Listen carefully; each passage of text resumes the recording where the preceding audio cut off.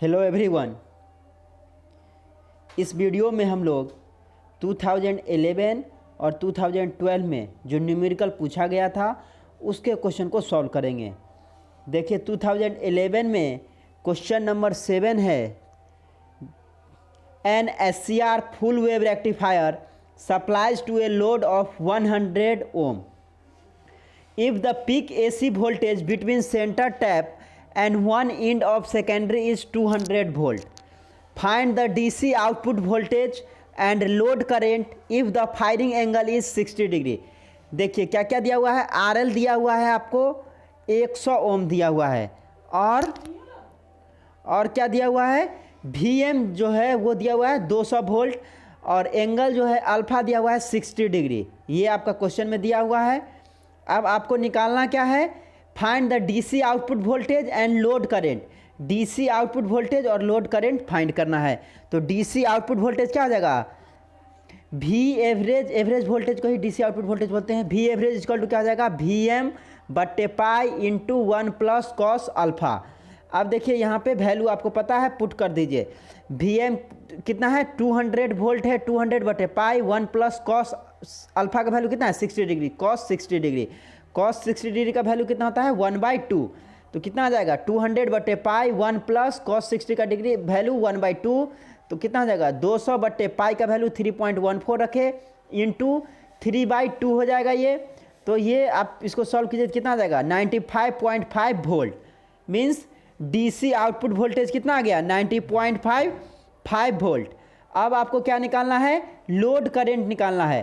तो load current equal to क्या हो जाएगा, I average is equal to V average बटे RL। V एवरेज अभी आप निकाले 95.5 वोल्ट बटे RL कितना है 100 ओम दिया हुआ है। तो 95.5 बटे 100 कितना आ जाएगा 0.955 एम्पेयर।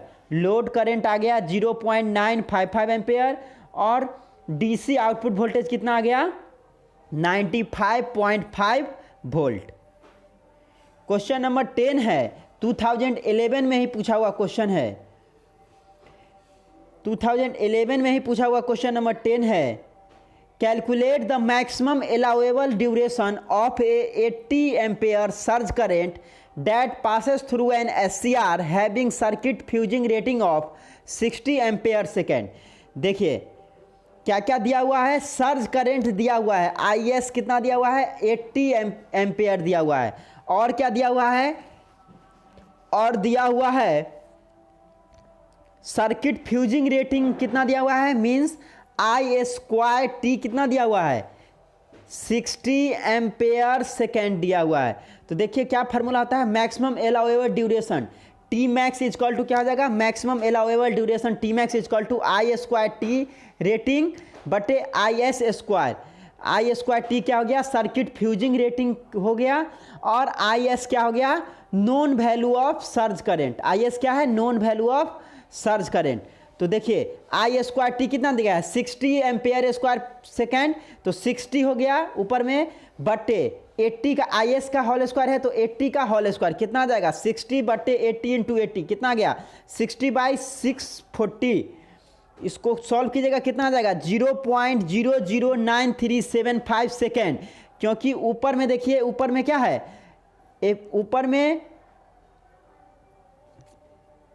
ऊपर में एम्पेयर सेकेंड है और नीचे में क्या है, नीचे में आपका एम्पेयर स्क्वायर हो जाएगा, एम्पेयर इंटू स्क्वायर। ये कट गया तो सेकेंड में हो गया आंसर।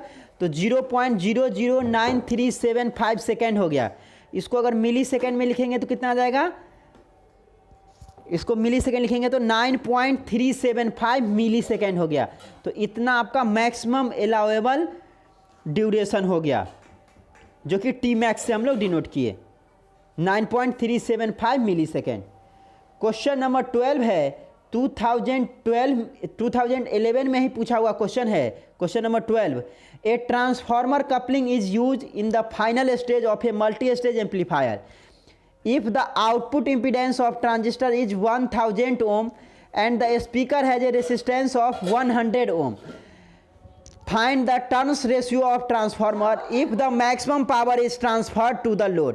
कह रहा है जब मैक्सिमम पावर ट्रांसफ़र किया जाता है लोड पे तब आपको क्या फाइंड करना है, टर्न्स रेशियो फाइंड करना है। तो देखिए सॉल्यूशन इसका कर आप for maximum power transfer, maximum power transfer के लिए the impedance of the primary should be equal to the output impedance of the transistor and impedance of secondary should be equal to the load impedance. कह रहा maximum power कब transfer होगा, जब impedance of primary का जो impedance होगा वो किसके इक्वल होगा, output impedance of transistor, and secondary का जो इम्पीडेंस होगा वो किसके इक्वल होगा, लोड इम्पीडेंस के इक्वल होगा। तो मैक्सिमम पावर क्या होगा, ट्रांसफर होगा। अब देखिए प्राइमरी इम्पीडेंस कितना दिया हुआ है, 1000 ओम दिया हुआ है। क्वेश्चन में देखिए प्राइमरी इम्पीडेंस जो है कितना दिया हुआ है, 1000 ओम दिया हुआ है। Let the turns ratio of the transformer be, turns ratio क्या होता है ट्रांसफार्मर का, जिसको हम लोग एन से डिनोट करते हैं, टर्न्स रेशियो को एन से डिनोट करते हैं। ये प्राइमरी वाइंडिंग का नंबर ऑफ टर्न्स बटे सेकेंडरी वाइंडिंग का नंबर ऑफ टर्न, एनपी बटे एनएस। एनपी क्या है, प्राइमरी वाइंडिंग जो है उसका नंबर ऑफ टर्न्स है, और एनएस क्या है, सेकेंडरी वाइंडिंग का नंबर ऑफ टर्न्स है। तो primary impedance is equal to क्या हो जाएगा, primary impedance is equal to होता है एनपी बटे एनएस का whole square into load impedance. यहाँ से एनपी बटे एनएस का होल स्क्वायर इक्वल टू क्या हो गया, 10 बटे 10, तो प्राइमरी इंपीडेंस बटे लोड इंपीडेंस। अब देखिए एनपी बटे एन को किस, एनपी बटे एनएस इक्वल टू क्या होता है, एन होता है, तो एनपी बटे एनएस का होल स्क्वायर क्या हो जाएगा, एन स्क्वायर हो जाएगा। एन स्क्वायर इक्वल टू कितना हो जाएगा, प्राइमरी इंपीडेंस बटे लोड इंपीडेंस। प्राइमरी इंपीडेंस कितना दिया है, 1000 ओम दिया है, और लोड इंपीडेंस कितना है, 100 ओम है। यहाँ पे देखिए क्वेश्चन में जो प्राइमरी इंपीडेंस है 1000 है, और स्पीकर का रेजिस्टेंस जो लोड रेजिस्टेंस है वो 100 ओम दिया हुआ है। तो अब यहाँ से कैलकुलेट कर लीजिए, एन स्क्वायर इक्वल टू इतना हो गया, 2 0 से 2 0 कट गया, एन स्क्वायर इक्वल टू 10 बचा, तो एन इक्वल टू कितना बचा, √10। तो एन जो है, एन का वैल्यू कितना आ गया, √10 आ गया। ए स्टेप डाउन ट्रांसफार्मर का यूज किया जाता है with turns ratio √10:1, means n:1 transformer का यूज किया जाता है स्टेप डाउन में। तो √10:1 इज रिक्वायर्ड, कितना चाहिए, √10:1 जो है टर्न्स रेशियो चाहिए। ये आपका क्वेश्चन नंबर 12 है 2011 का। नेक्स्ट है क्वेश्चन नंबर 5, जो कि 2012 में पूछा हुआ क्वेश्चन है, 2012 का क्वेश्चन है। कह रहा the intrinsic stand off ratio for UJT is determine to be 0.6। Uni junction transistor UJT का इंट्रिंसिक स्टैंड ऑफ रेशियो कितना दिया हुआ है, 0.6 दिख रहा है, जिसको हम लोग न्यू से डिनोट करते हैं, 0.6 दिया है intrinsic stand off ratio. If the inter base resistance is 10 kilo ohm, RBB भी कितना दिया है, RBB is equal to 10 kilo ohm दिया हुआ है। अब पूछ रहा है आपको what are the values of RB1 and RB2, RB1 और RB2 का वैल्यू निकालना है। तो देखिए यहाँ पे RBB इज इक्वल टू क्या होता है, inter base resistance is equal to क्या होता है, RB1 plus RB2 is equal to कितना दिया हुआ है, inter base resistance 10 kilo ohm दिया हुआ है, और इंट्रिंसिक स्टैंड ऑफ रेशियो कितना दिया है, 0.6 दिया है। अब देखिए intrinsic stand off ratio is equal to क्या होता है, RB1 बटे RB1 प्लस RB2 होता है। Intrinsic stand off ratio is equal to, देखिए इंट्रिंसिक स्टैंड ऑफ रेशियो 0.6 दिया है, और RB1 प्लस RB2 का वैल्यू कितना है, 10 किलो ओम दिया हुआ है। तो 0.6 बटे RB1 बटे 10 इक्वल, यहाँ से RB1 कितना निकल गया, 10 गुने 0.6, तो कितना हो जाएगा, 6 हो जाएगा। तो RB1 equal to 6 kilo ohm हो गया। अब देखिए RB1 plus RB2 equal to 10 kilo ohm दिया हुआ है, RB1 का वैल्यू 6 किलो ओम है, तो RB2 का वैल्यू कितना हो जाएगा, 10 - 6 4 किलो ओम हो जाएगा। Hence RB1 equal to 6 kilo ohm हो गया, और RB2 equal to 4 kilo ohm हो गया। ये आपका 2012 क्वेश्चन नंबर 5 है। क्वेश्चन नंबर 10 है, ये भी 2012 में पूछा हुआ क्वेश्चन है, क्वेश्चन नंबर 10 2012 का है। कह रहा the overall lower cut off and upper cut off frequency of 3 cascaded identical stages are 20 hertz and 20 kilo hertz.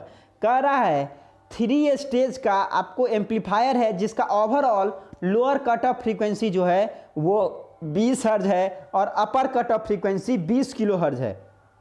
Find the 3 dB frequencies of each stage. 3 dB frequency का मतलब हो गया lower cut off frequency और upper cut off frequency निकालना है प्रत्येक stage का, each stage, प्रत्येक स्टेज का निकालना है। ओवरऑल दिया हुआ है, ओवरऑल 3 स्टेज का जो है lower cut off frequency 20 hertz है और upper cut off frequency 20 kilohertz है। प्रत्येक स्टेज का लोअर कट ऑफ फ्रीक्वेंसी और अपर कट ऑफ फ्रीक्वेंसी कितना होगा ये पूछ रहा है। तो देखिए कैसे बनेगा, overall lower 3 dB frequency of 3 stage cascade amplifier. कितने स्टेज का एम्पलीफायर है? 3 स्टेज का है, 3 स्टेज का है। तो ओवरऑल लोअर 3 dB फ्रीक्वेंसी, या इसको आप लिख सकते हैं overall lower cut off frequency, दोनों सेम चीज़ है। लोअर 3 dB फ्रीक्वेंसी बोलिए या लोअर कट ऑफ फ्रीक्वेंसी बोलिए, 3 स्टेज का दिया हुआ है जिसको हम लोग f1 ऑफ 3 इक्वल टू 20 हर्ज दिया हुआ है। मीन्स ये जो 3 है ये नंबर ऑफ स्टेज बता रहा है। तो 3 स्टेज का इसलिए f1 ऑफ 3 लिखे। और f1 क्या है? लोअर कट ऑफ फ्रीक्वेंसी है। 3 स्टेज का लोअर कट ऑफ फ्रीक्वेंसी 20 हर्ज दिया हुआ है। अब आपको निकालना क्या है?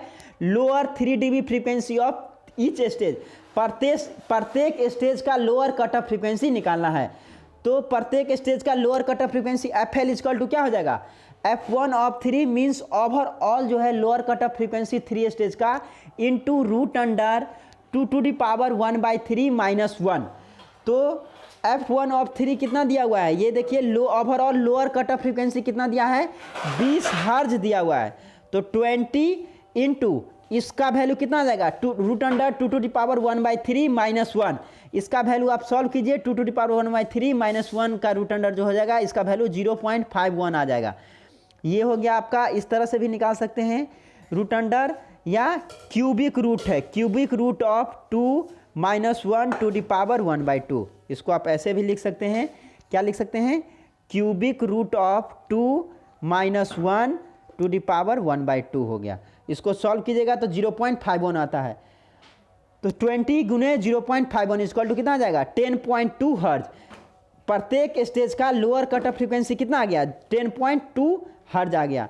अब हम लोग अपर कट ऑफ फ्रीक्वेंसी निकालेंगे प्रत्येक स्टेज का। The overall upper 3 dB frequency of 3 stage cascade amplifier दिया हुआ है। f2 ऑफ 3 से हम लोग इसको डिनोट किए ओवरऑल अपर 3 dB फ्रीक्वेंसी को, जो कितना दिया हुआ है? 20 किलो हर्ज दिया हुआ है, क्वेश्चन में ही दिया हुआ है। आप देख सकते हैं क्वेश्चन में 20 किलो हर्ज दिया हुआ है। अब देखिए अपर cut off frequency of each stage क्या हो गया? प्रत्येक स्टेज का अपर कट ऑफ फ्रीक्वेंसी क्या हो जाएगा? f2 of 3 means overall upper cut off frequency बटे root under 2 to the power 1/3 minus 1। वहाँ पे मल्टीप्लाई में था, यहाँ पे डिवाइड में हो गया। तो अपर कट ऑफ फ्रीक्वेंसी कितना दिया है? ओवरऑल 20 किलो हर्ज दिया है, बट्टे 0.51 हो जाएगा। तो कितना आ जाएगा? 39.21 किलो हर्ज आ जाएगा। 39 lower cut off frequency each stage का आ गया 10.2 हर्ज, और अपर कट ऑफ फ्रीक्वेंसी प्रत्येक स्टेज का आ गया 39.21 किलो हर्ज आ गया। अब देखिए ये तो 3 स्टेज का था, तो ये फार्मूला आप लगाए। जब n स्टेज का रहेगा means 2 stage, 4 stage, 5 stage, 6 stage का रहेगा तो कौन सा फार्मूला यूज करेंगे? किसी भी स्टेज का रहेगा तो ये फार्मूला पे आपको निकल जाएगा।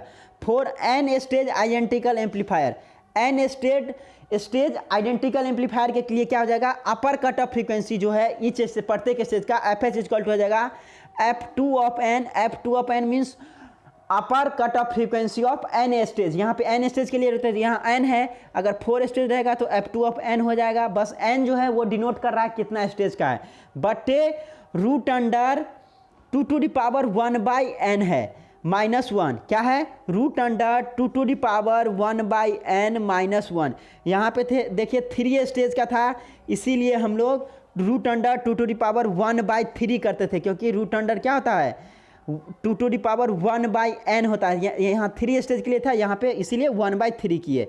तो n स्टेज के रहेगा तो क्या करेंगे? f2 ऑफ n बटे root under 2 to the power 1/n minus 1। ये आपका अपर कट ऑफ फ्रीक्वेंसी प्रत्येक स्टेज का निकल जाएगा। उसी तरह लोअर कट ऑफ फ्रीक्वेंसी क्या हो जाएगा? Lower cut off frequency each stage का कितना आ जाएगा? FL equal to f1 of n। ये आपका overall lower cut off frequency गुने root under 2 to the power 1/n minus 1। ये जो स्मॉल n है ये क्या डिनोट कर रहा है? Number of stages. अगर सपोज कीजिए 5 स्टेज का रहेगा तो लोअर कट ऑफ फ्रीक्वेंसी क्या आ जाएगा? FL equal to f1 of 5 into root under 2 to the power 1/n 5 stage का रहेगा तो 1/5 माइनस 1। यहाँ से आपको 5 स्टेज का, 6 स्टेज का, जितना स्टेज का रहेगा आप आसानी से निकाल सकते हैं। Thank you for watching this video. Thank you so much.